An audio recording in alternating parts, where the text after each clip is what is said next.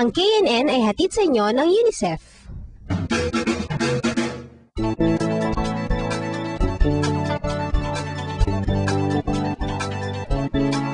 Kasama ko ngayon si Sheikha at si Ardale at tutulungan nila akong ipakilala ang una nating ulat para sa araw na ito.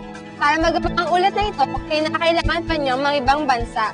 Ang destinasyon, ang bansang may pinakamalaking populasyon sa buong mundo. Hindi rin ito nalalayo sa Pilipinas sapagkat sa Asia rin ito matatagpuan. Samahan natin si Zafar ng Dumaguete Bureau sa kanyang ulat tungkol sa China!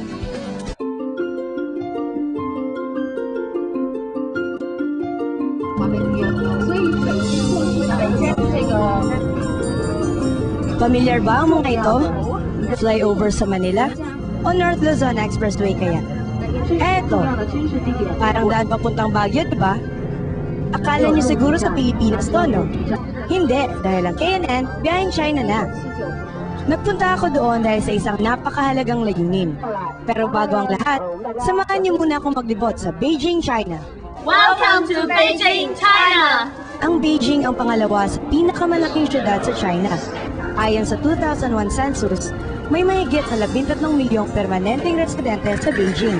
Pagdating ko, ang unang-una kong napansin ay ang klima. Sobrang lamig. Habang papalabas kami ng airport, napag-usapan namin ang halaga ng pera sa China. Ang currency nila ay ang yuan o renminbi.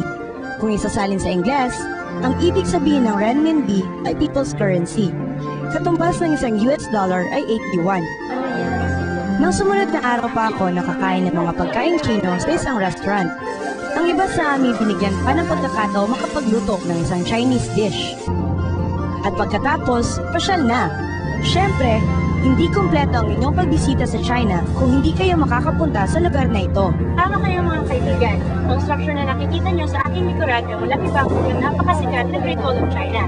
Ang Great Wall of China lamang daw ang only structure on Earth na makikita all the way to the moon. Kilala din bilang isa sa mga 7 wonders of the New World. Ang Great Wall ay itinayo noong 7th century BC. Itinayo ito bilang depensa ng mga tribong Chino laban sa mga atake ng kalabang lagalag tuwing digmaan.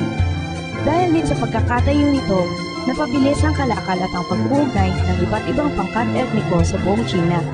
Noong 1987, inilagay ng United Nations Educational, Scientific and Cultural Organization o UNESCO ang Great Wall of China sa listahan ng World Cultural Heritage Sites o mga lugar na dapat pangalagaan sa pamamagitan ng pagtutulungan ng iba't ibang bansa. Maraming lugar pa kaming napuntahan at maraming tanawing nakita. Pero ang hindi ko malilimutan ay ang mga taong nakilala at naging kaibigan ko doon. Bata man o matanda, Chinese o ibang nationality, lahat sila ay napakabait at matutungin. Kaya naman hindi ako nahirapan habang nando doon. Lalo pa pagdating sa talagang layunin ko rito. Teka, naiintriga na ba kayo kung anong ipinunta ko rito? Abangan nyo sa susunod kong kwento. Ang KNN ay hatid sa inyo ng UNICEF.